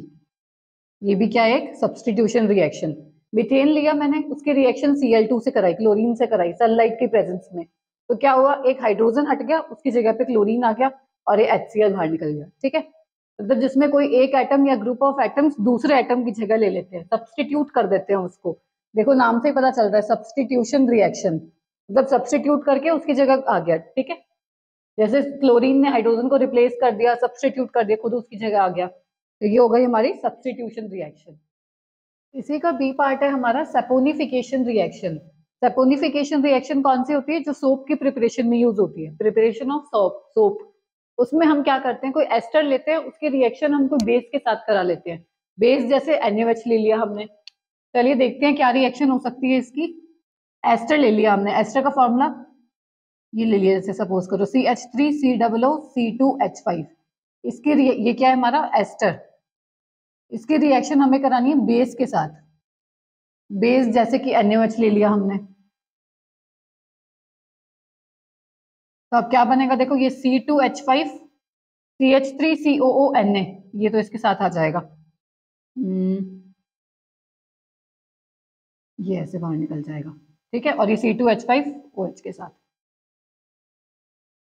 CH3COONA प्लस C2H5OH, ये अल्कोहल बाहर निकल गया और ये बन गया हमारा सोडियम एसीटेट। सोडियम और ये हो गया एसीटेट ग्रुप, ठीक है। इसमें क्या करते हैं हम, एस्टर की रिएक्शन बेस के साथ कराते हैं, ये सोप की प्रिपरेशन में यूज होती है, ठीक है। अब हमारा क्वेश्चन है कैरी आउट कन्वर्जन्स, मतलब कन्वर्जन्स देखने हमें कि हम एक प्रोडक्ट चीज को कैसे दूसरे में कन्वर्ट कर सकते हैं। क्या दे रखा है, पहला हमारा, इसके 3-4 पार्ट्स हैं। तो पहला है हमारा इथेन टू इथाइल क्लोराइड, मतलब हमें इथेन से इथाइल क्लोराइड बनाना है। सबसे पहले देखो इथेन का फॉर्मूला क्या होता है हमारा, C2H6, ठीक है। पहले ये हमने इस साइड लिख लिया, और इससे बनाना क्या है हमें, इथाइल क्लोराइड। इथाइल क्लोराइड क्या हो गया, C2H5Cl। देखो आप किस तरह से बना सकते हो क्या रहा है बेसिकली, इसमें क्लोरीन जुड़ रहा है, एक हाइड्रोजन हट रहा है और क्लोरीन जुड़ रहा है। सेम अभी हम लोगों ने क्लोरीनेशन वाला देखा था ना, सब्स्टिट्यूशन रिएक्शन, वही है ये। इसमें Cl2 की रिएक्शन कराई हमने सनलाइट की प्रेजेंस में, और क्या बन गया C2H5Cl, ठीक है। ये हो गया हमारा conversion ethane two ethyl chloride. अगला है हमारा इथेनॉल टू इथीन, मतलब इथेनॉल अल्कोहल ग्रुप है, इथेनॉल से क्या बनाना है हमें, इथीन, मतलब डबल बॉन्ड वाला। देखो इथेनॉल का फॉर्मूला क्या होगा, C2H5OH। इससे बनाना है हम लोगों को इथीन। इथीन क्या हो गया ये, अब देखो ये कैसे बना सकते हो आप, क्या चेंज हो रहा है इसमें? वाटर रिमूव हो रहा है, पानी का रिमूवल। तो किससे रिएक्शन कराते हैं? हमारे कंसंट्रेटेड H2SO4 से। ये कन्वर्जन इंपॉर्टेंट है। कंसंट्रेटेड H2SO4 और टेम्परेचर कितना लेते हैं इसमें हम? 443 केल्विन। तो क्या बन जाएगा उससे? एल्कीन। ये वाटर रिमूव हो जाएगा इसमें से, ठीक है।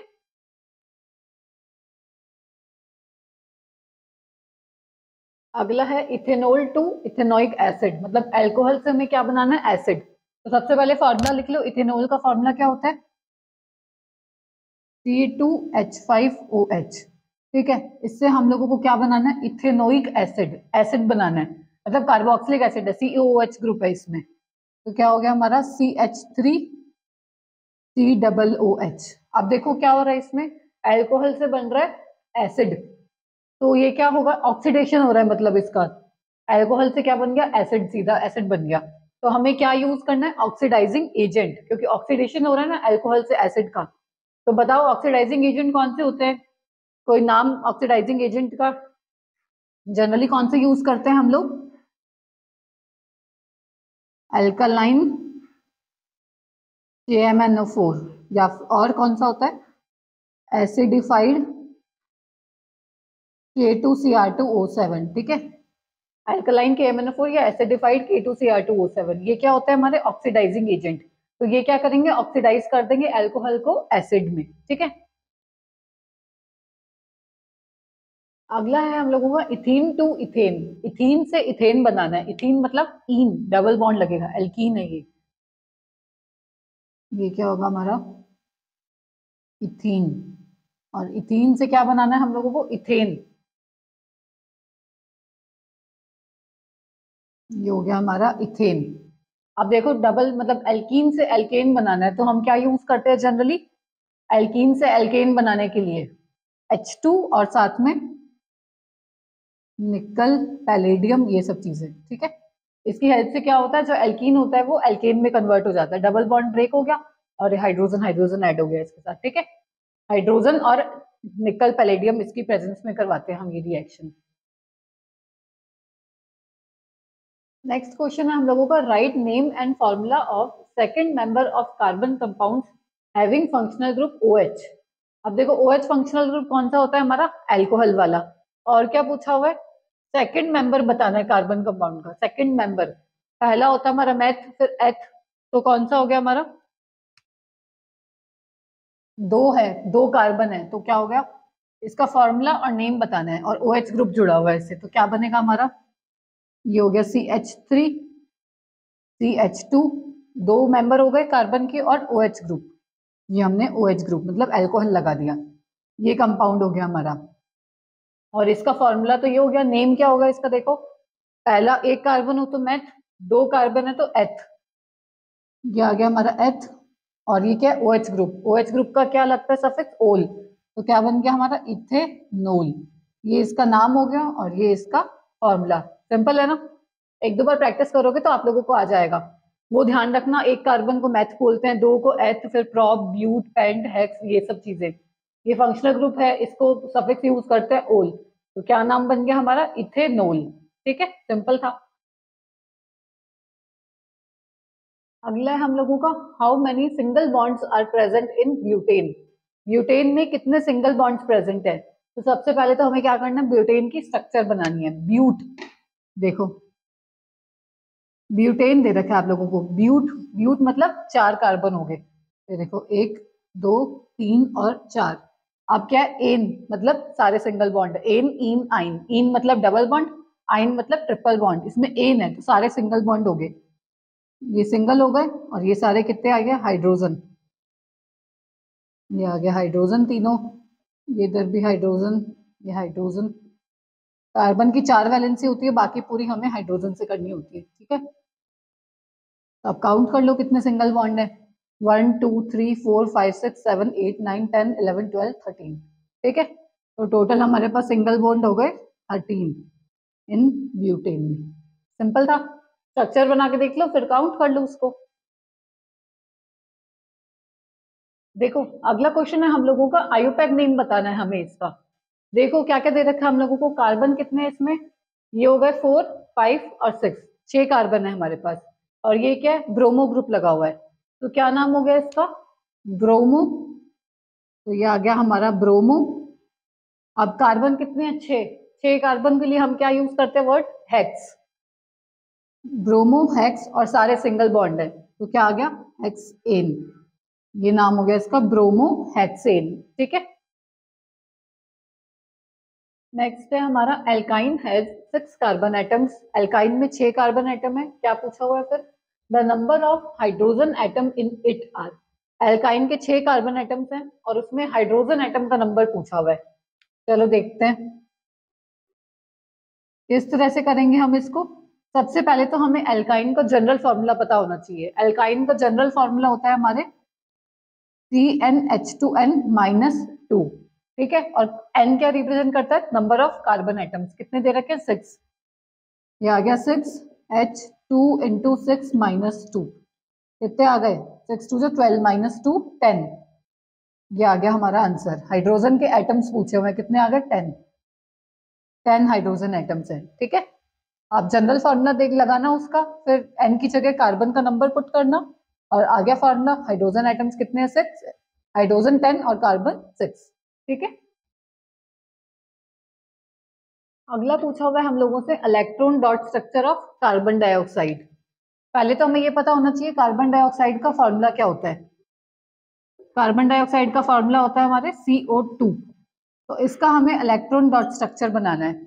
तो देखो, हम सबसे पहले इसका इलेक्ट्रॉनिक कॉन्फ़िगरेशन लिखेंगे, कार्बन का और ऑक्सीजन का। कार्बन का एटॉमिक नंबर होता है 6, तो इसका कॉन्फ़िगरेशन क्या हुआ, 2,4, ठीक है। आउटर मोस्ट में कितने इलेक्ट्रॉन्स है, 4, और ऑक्सीजन का होता है हमारे 8, तो इसकी हो गया 2,6, आउटर मोस्ट में है 6। अब हम स्ट्रक्चर बनाते हैं, एक कार्बन है, 2 ऑक्सीजन, तो हम लोगों ने सेंटर में कार्बन रख दिया, इस साइड ऑक्सीजन, इस साइड ऑक्सीजन। कार्बन के पास आउटर मोस्ट में है 4 इलेक्ट्रॉन्स, तो देखो 1 2 3 4, पहले हमने इस तरह से रखे, और ऑक्सीजन के पास है 6, 1 2 3 4 5 6, पहले आप कैसे भी रख दो, फिर आपको देखना है कि ऑक्टेट किस तरह से पूरा हो रहा है।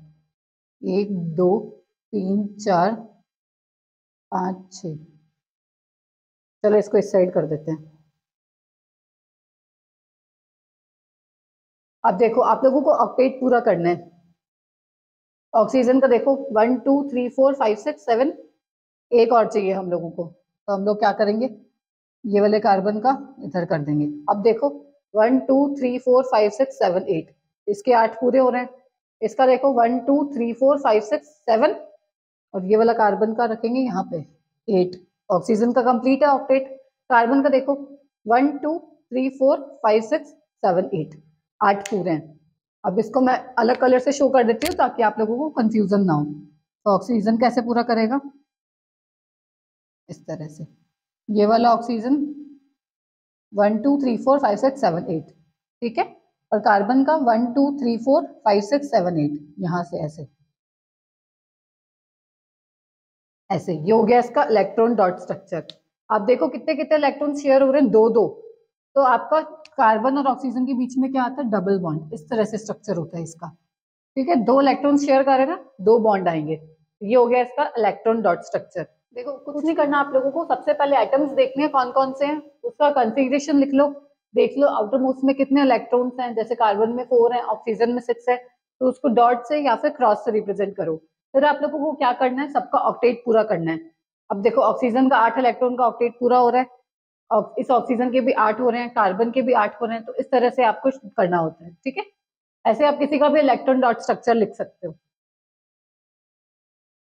देखो नेक्स्ट क्वेश्चन क्या है हम लोगों का, एन ऑर्गेनिक कंपाउंड ए, कोई ऑर्गेनिक कंपाउंड है ए, ऑफ मॉलिक्यूलर फॉर्मूला, जिसका मॉलिक्यूलर फॉर्मूला है C2H6O, ठीक है, on oxidation with alkaline KMnO4। जब ये जो मॉलिक्यूलर फॉर्मूला है, इसको अगर हम ऑक्सीडाइज करते हैं KMnO4 के साथ, तो क्या बनता है हमारा, एसिड बनता है बी, मतलब ये कोई कंपाउंड है हमारा, इस तरह से करेंगे। देखो इसको, कोई कंपाउंड है ए जिसका मॉलिक्यूलर फॉर्मूला दे रखा है आप लोगों को C2H6O, इसका अगर हम ऑक्सीडेशन करते हैं तो हमारा बनता है बी, जो कि एक एसिड है।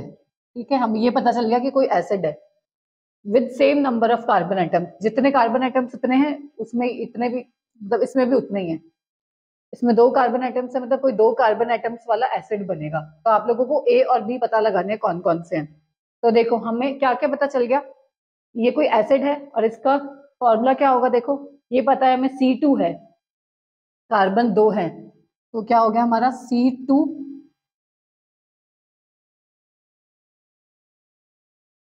2 कार्बन आइटम बनाने हैं,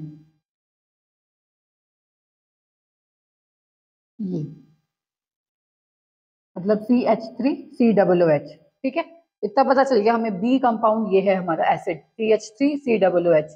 उस मतलब किसके कैसे बना है, ये ऑक्सीडेशन से बना है। अब ये बताओ एसिड किसके ऑक्सीडेशन से बनता है, अल्कोहल के। हम लोगों ने भी पहले वाले क्वेश्चंस में भी करा है, अल्कोहल के ऑक्सीडेशन से क्या बनता है हमारा एसिड। तो हमें ये पता चल गया जो ए है ना हमारा वो अल्कोहल है। अब 2 कार्बन आइटम वाला अल्कोहल बना के देखो, C2H5OH। ठीक है, इसका अगर हमें ऑक्सीडेशन करा, किसकी प्रेजेंस में करते हैं ऑक्सीडेशन, ऑक्सीडाइजिंग एजेंट। जैसे क्या ले लिया हमने, जैसे अल्कालाइन KMnO4, ये ले लिया हम लोगों ने। तो हमारे ये 2 कार्बन आइटम, अब देखो इसमें 2 कार्बन है, हाइड्रोजन देख लो, सॉरी हाइड्रोजन हाँ सही 6 है और ऑक्सीजन 1 है, ये हो गया C2H5OH। इसके ऑक्सीडेशन से क्या बना हमारा acid, same number of carbon atoms. ये भी क्या बन गया CH3COOH, लिख दो इसको सीधा। ठीक है, ये आपको बस समझाने के लिए था ये। तो हमारा ए तो हो गया C2H5OH और हमारा बी हो गया CH3COOH। ठीक है, आपको क्वेश्चंस में हिंट दे रखा होगा। देखो आप लोगों को बता दिया कि जो एसिड है ना उसका कार्बन नंबर सेम है, तो 2 कार्बन नंबर वाला एसिड क्या बनेगा, CH3COOH, 2 कार्बन है देखो। और एसिड किसके ऑक्सीडेशन से बनता है, अल्कोहल के। अल्कोहल लिख दो, अब 2 कार्बन वाला क्या बना, C2H5OH, सिंपल था। ठीक है, नेक्स्ट है हमारा write name and structure of the following. आपको स्टेटमेंट दे रखा है, उसकी आप लोगों को नेम और स्ट्रक्चर देना है। ठीक है, देखो क्या पूछा हुआ, ए पार्ट है इसका, an alcohol with 3 carbon atoms in its molecule. कोई अल्कोहल है, अल्कोहल मतलब OH ग्रुप है, और कार्बन एटम कितने, 3 कार्बन है उसमें। उसका नाम और उसका स्ट्रक्चर बनाना है। देखो 3 कार्बन बना लो पहले, सबसे पहले 3 कार्बन बना लिए, और क्या है अल्कोहल, OH ग्रुप है, तो यहाँ हमने OH ग्रुप लगा दिया। बाकियों की वैलेंसी आप किससे सेटिस्फाई करोगे, हाइड्रोजन से। ये एक हाइड्रोजन, ये 2, ये 3, ये यहाँ पे हाइड्रोजन, कितने हो गए 1 2, बाकी दोनों क्या आएंगे हाइड्रोजन। तो क्या फॉर्मूला बन गया, CH3CH2CH2OH।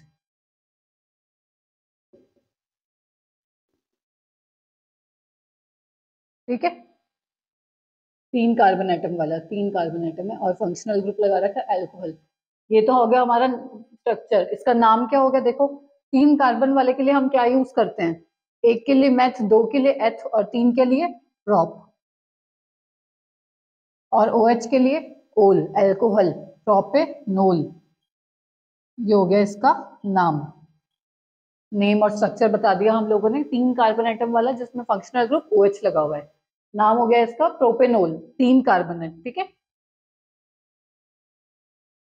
इसी का बी पार्ट है हमारा, N aldehyde with 4 carbon atoms in its molecule.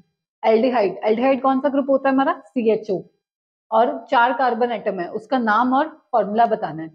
देखो 1 2 3 हो गए, और एक कार्बन एल्डिहाइड में भी आता है, CHO ग्रुप होता है ना एल्डिहाइड, CHO, तो एक कार्बन तो इसमें भी इंक्लूड हो गया, तो 3, और चौथा वाला हमने बना दिया CHO। ठीक है, एल्डिहाइड ग्रुप भी लग गया, 4 कार्बन भी हो गए, ये सिंगल बॉन्ड लग गए।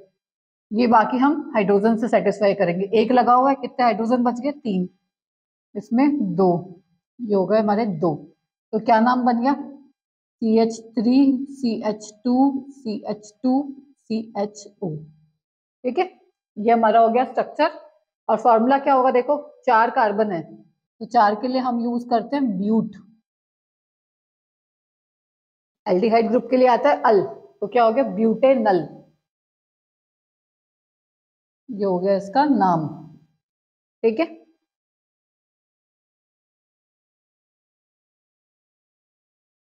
अगला क्वेश्चन पूछा हुआ है आप लोगों से, how many structural isomers can you draw for pentane? आप लोगों को बताना है कि आप पेंटेन के कितने स्ट्रक्चरल आइसोमर बना सकते हो। पहले तो हमें ये पता होना चाहिए कि स्ट्रक्चरल आइसोमर होता क्या है। मतलब आइसोमर क्या होता है? आइसोमर वो होते हैं जिसमें मॉलिक्यूलर फॉर्मूला तो सेम होता है पर केमिकल स्ट्रक्चर डिफरेंट होती है। स्ट्रक्चरल आइसोमर मतलब स्ट्रक्चर तो डिफरेंट है और मॉलिक्यूलर फॉर्मूला सेम है। चलिए देखते हैं हम किस तरह से बना सकते हैं। पेंट एन का पूछा हुआ है। पेंट मतलब 5 कार्बन, 1 2 3 4 5। एक तो नॉर्मल ऐसे स्ट्रेट चेन बना सकती हूँ मैं, बाकी वैलेंसी हाइड्रोजन से सेटिस्फाई करेंगे। ये CH2 CH2 CH2 और ये CH3। ठीक है, एक तो इस तरह से हो गया 5 कार्बन वाला। और कैसे बना सकते हैं? 4 मैंने इस तरह से लगा दिए, एक ऊपर लगा दिया। ये भी है तो 5 ही कार्बन। अब बाकी वैलेंसी हाइड्रोजन से सेटिस्फाई कर दो। ये भी आ गया 3, ये H2, ये H2, ये H3। ठीक है, ये भी इनका मॉलिक्यूलर फॉर्मूला तो सेम ही रहा। और कैसे बना सकते हो आप? 3 कार्बन तो स्ट्रेट चेन में बना दो, एक ऊपर बना दो, एक नीचे। इसमें भी 5 कार्बन है। ठीक है, ये भी आइसोमर हो गया पेंटेन का। स्ट्रक्चरल आइसोमर मतलब जिसमें स्ट्रक्चर डिफरेंट होगी, मॉलिक्यूलर फॉर्मूला सेम रहेगा। अब देखो मॉलिक्यूलर फॉर्मूला सब में सेम है। इसमें भी 5 कार्बन है, इसमें भी 5 कार्बन है, इसमें भी 5 कार्बन है। हाइड्रोजन देखो 3 4 5 6 7 8 9 10 11 12, 12 हाइड्रोजन है। इसमें काउंट करोगे इसमें भी 12 आएंगे और इसमें भी 12 आएंगे। मतलब मॉलिक्यूलर फॉर्मूला तो तीनों का सेम है पर स्ट्रक्चर डिफरेंट होगी। तो ये होगा हमारे स्ट्रक्चरल आइसोमर। तो टोटल कितने बने? 3 स्ट्रक्चरल आइसोमर बना सकते हो आप। ये जो होता है इसको तो हम लोग बोलते हैं एन पेंटेन। एन पेंटेन मतलब नॉर्मल पेंटेन। ठीक है, ये होता है हमारा आइसोपेंटेन। आइसो और ये होता है हमारा नियो। ये जो स्ट्रक्चर है इसको हम लोग बोलते हैं नियो। ये नॉर्मल, ये आइसो और ये नियो। तो 3 आइसोमर्स हो गए हमारे पेंटेन के।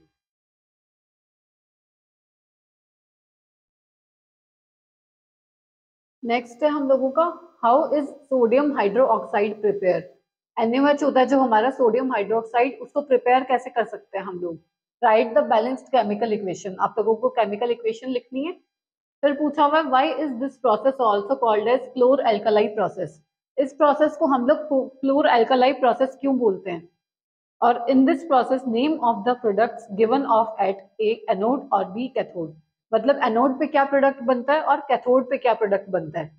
ये आपके 2015 और 2022 के बोर्ड एग्जाम में आया हुआ है। आइए देखते हैं कैसे प्रिपेयर कर सकते हैं हम लोग सोडियम हाइड्रोक्साइड को। जब हम NaCl की रिएक्शन वाटर के साथ कराते हैं, मतलब H2O के साथ कराएंगे, तो क्या बनेगा हम लोगों का?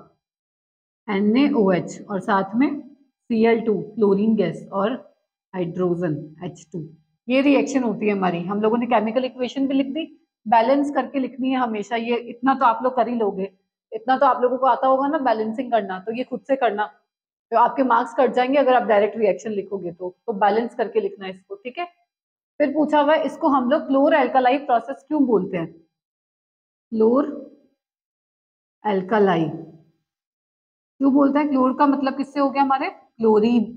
क्योंकि क्लोरीन गैस निकलती है ना, इसलिए। और एल्कालाई, एल्कालाई मतलब बेस जो वाटर में सॉल्युबल होते हैं। बेस कौन सा है हमारा? NaOH। एल्कालाई मतलब वो बेसिस जो वाटर में सॉल्युबल होते हैं। तो ये रीजन है, इसलिए हम इसको क्लोरो एल्कालाई प्रोसेस बोलते हैं।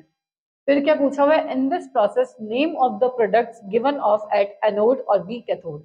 मतलब एनोड पे क्या बनता है हमारे और कैथोड पे क्या बनता है। तो जो हमारा क्लोरीन गैस है Cl2 है, ये बनती है हम लोगों के एनोड पे, और जो हाइड्रोजन गैस है ये बनती है कैथोड पे। ठीक है, ये था हमारा क्लोर एल्कलाई प्रोसेस। NaOH की प्रिपरेशन में बोलते हैं, यूज होता है ये ना, इसको बोलते हैं हम लोग क्लोर एल्कलाई। क्लोर का मतलब क्लोरीन और एल्कलाई मतलब वो बेस जो वाटर में सॉल्युबल होते हैं, जैसे NaOH। NaOH बन रहा है ना इसमें। ठीक है,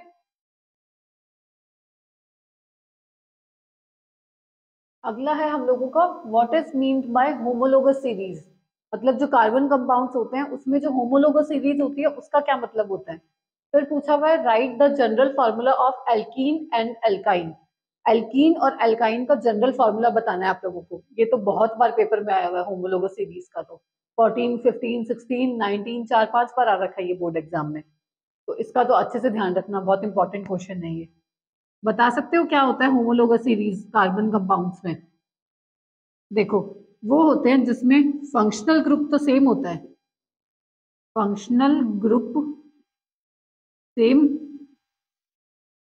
और जो 2 कॉन्जिक्यूटिव मेंबर्स होते हैं ना, कॉन्जिक्यूटिव मेंबर्स, कॉन्जिक्यूटिव मतलब जस्ट नेक्स्ट वाला, एक फिर उसके दूसरा फिर तीसरा, ऐसे जो कॉन्जिक्यूटिव मेंबर्स है उसमें डिफर होता है, मतलब डिफरेंस होता है, differ by CH2 unit, CH2 से डिफर करते हैं। पहला जो मेंबर है फिर जो नेक्स्ट मेंबर आएगा ना, उन दोनों में CH2 का डिफरेंस होगा, मतलब एक कार्बन का और 2 हाइड्रोजन का, ठीक है।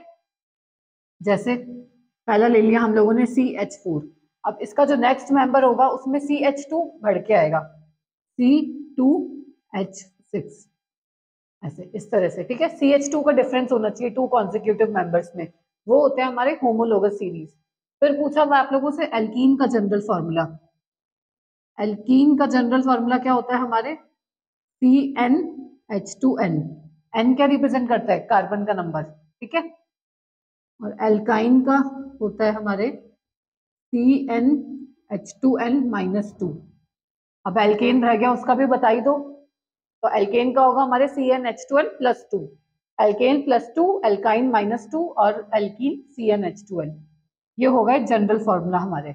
और होमोलोगस सीरीज जिसमें CH2 का डिफरेंस हो 2 कॉन्जिक्यूटिव मेंबर्स के बीच में, फंक्शनल ग्रुप सेम होना चाहिए, ठीक है। ये काफी बार आ रखा है आप लोगों की होमोलोगस सीरीज का क्वेश्चन।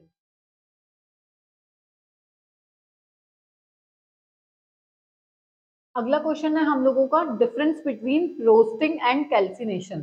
रोस्टिंग और कैल्सिनेशन के बीच में डिफरेंस बताना है आप लोगों को। 2013, 23 और भी काफी बार आ रखा है ये क्वेश्चन, ये मैंने आप लोगों को पहले भी करा रखा है, ये भी इंपॉर्टेंट है ना। रोस्टिंग और कैल्सिनेशन में क्या डिफरेंस होता है? देखो एक साइड लिख लेते हैं रोस्टिंग, और एक हो गया हमारा कैल्सिनेशन। बताओ क्या डिफरेंस होता है, कौन इसमें से कार्बोनेट ओर के लिए यूज किया जाता है और कौन सल्फाइड ओर के लिए? तो जो रोस्टिंग होता है हमारा वो हम लोग यूज करते हैं सल्फाइड ओर के लिए, सल्फाइड ओर, ठीक है। और ये वाला हम लोग करते हैं जो कैल्सिनेशन है वो होता है हमारा कार्बोनेट ओर के लिए। अगर इसमें कंफ्यूजन हो तो आप कोई भी ट्रिक बना के याद कर सकते हो, जैसे सी से कैल्सिनेशन, सी से कार्बोनेट, ऐसे याद रख लो। और इसका रखना है तो आर, आर के बाद क्या आता है? एस, तो रोस्टिंग हो गया सल्फाइड ओर के लिए, ठीक है। तो रोस्टिंग को हम सल्फाइड ओर के लिए यूज करते हैं और कैल्सिनेशन को कार्बोनेट ओर के लिए। और क्या डिफरेंस है? इसमें जो एयर का सप्लाई होता है वो ज्यादा होता है, एक्सेस एयर में use, excess supply of air. और ये क्या होता है? एयर की एब्सेंस में होता है या फिर लिमिटेड सप्लाई, देती हूँ लिमिटेड सप्लाई, ठीक है, इसकी एयर की। और रिएक्शन भी बता ही देते हैं, चलो अब देखो, जैसे हम एग्जांपल ले लिया हमने जिंक ऑक्साइड, जिंक सल्फाइड, इसकी रिएक्शन हमने कराई ऑक्सीजन के साथ, तो क्या बन गया? जिंक का ऑक्साइड और साथ में SO2, ठीक है। ये हो गया हमारा रोस्टिंग।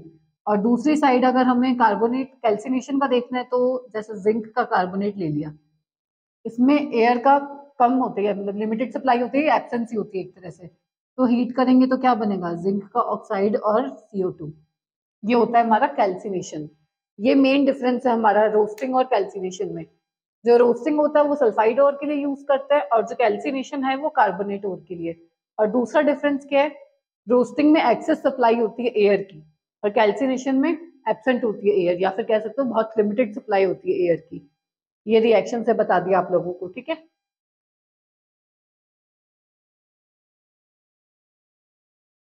अगला है हम लोगों का right the molecular formula of ethene. Ethene का फॉर्मूला लिखना है आप लोगों को, ये भी बहुत बार आ रखा है एग्जाम्स में। देखो क्या फॉर्मूला होता है इथीन का? ईन है, मतलब क्या आएगा? Double bond. ये डिफरेंस तो पता है ना आप लोगों को, एन ईन आइन। एन मतलब सिंगल बॉन्ड, ईन डबल बॉन्ड और आइन ट्रिपल बॉन्ड। और एथ, एथ वर्ड किसके लिए यूज करते हैं हम? कितने कार्बन के लिए? मिथेन, इथेन, प्रोपेन ऐसे होते हैं ना। मैथ, एथ, एथ होता है हमारे 2 कार्बन के लिए, तो ये 2 कार्बन लगा दिए। और ईन है मतलब डबल बॉन्ड आएगा इनके बीच में, ये लगा दिया। अब बाकी वैलेंसी किससे सेटिस्फाई करते हैं हम लोग? हाइड्रोजन से। कार्बन की 4 वैलेंसी होती है, 2 डबल बॉन्ड से हो गई, एक इधर हाइड्रोजन आ गया, एक इधर, सेम इसी तरह भी एक इधर और एक इधर, क्या बन गया हमारा C2H4। ये हो गया हमारा मॉलिक्यूलर फॉर्मूला किसका, इथीन का। ठीक है,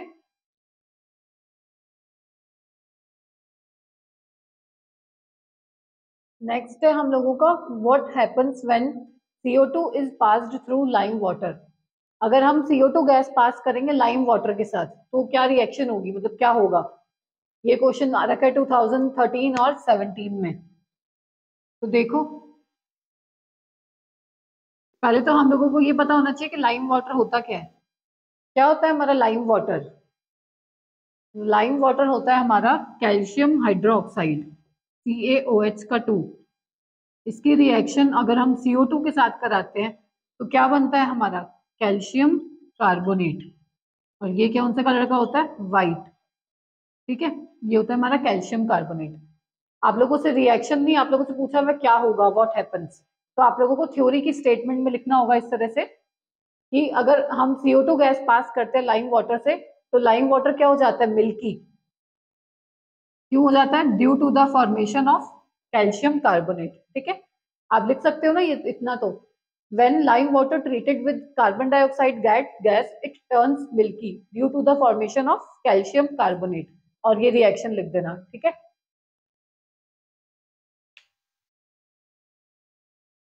नेक्स्ट है हम लोगों का hydrogen gas is not involve when most of the metals react with nitric acid. आप लोगों से पूछा हुआ है कि नॉर्मली तो जो मेटल्स होता है ना उसमें हाइड्रोजन गैस रिलीज होती है, ठीक है, किसी एसिड से रिएक्ट कराते हैं तो पूछा हुआ है कि अगर हम नाइट्रिक एसिड के साथ रिएक्ट कराते हैं ना तब हाइड्रोजन गैस इन्वॉल्व नहीं होती, बाहर नहीं निकलती। तो इसका क्या रीजन है, ये भी काफी इंपॉर्टेंट क्वेश्चन है, ये भी 2016 में 23 में आ रखा है। देखो जनरली तो जो एसिड की रिएक्शन हम मेटल से कराते हैं ना तो हाइड्रोजन गैस इन्वॉल्व होती है, पर नाइट्रिक एसिड के केस में ऐसा नहीं होता। पहले तो मैं ये पता होना चाहिए नाइट्रिक एसिड होता क्या है, क्या फॉर्मूला होता है नाइट्रिक एसिड का, HNO3। तो ऐसा क्यों होता है कि हम हाइड्रोजन गैस इवॉल्व नहीं होती, क्योंकि जो HNO3 होता है ना हमारा, वो क्या होता है, एक गुड ऑक्सीडाइजिंग एजेंट।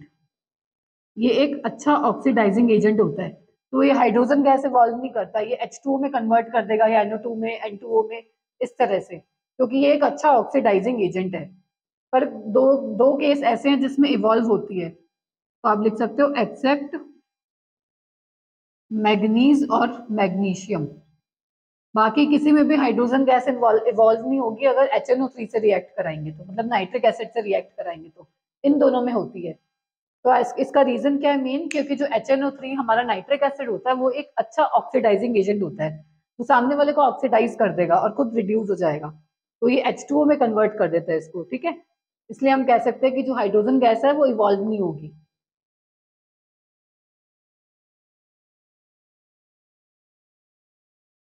तो स्टूडेंट्स आज हम लोग इतना ही कवर करते हैं, बाकी की वीडियो में हम आगे के क्वेश्चंस भी करेंगे, इसके कार्बन एंड इट्स कंपाउंड्स के, मेटल्स नॉन मेटल्स के, वो भी मैं एक्स्ट्रा क्वेश्चंस और करवा दूंगी प्रीवियस ईयर्स में जो भी आ रखे हैं या जो भी इंपॉर्टेंट क्वेश्चंस हैं। तो आज के सेशन में आप लोगों को कोई डाउट हो या कोई भी क्वेश्चन पूछना हो केमिस्ट्री का, साइंस के रिगार्डिंग, मतलब क्लास 10th के रिगार्डिंग, तो आप नीचे कमेंट सेक्शन में इजीली पूछ सकते हैं। ठीक है, अगर आप लोगों को हमारा सेशन पसंद आया हो तो प्लीज लाइक और सब्सक्राइब करना मत भूलिएगा। मिलते हैं नेक्स्ट वीडियो में, तब तक के लिए गुड बाय।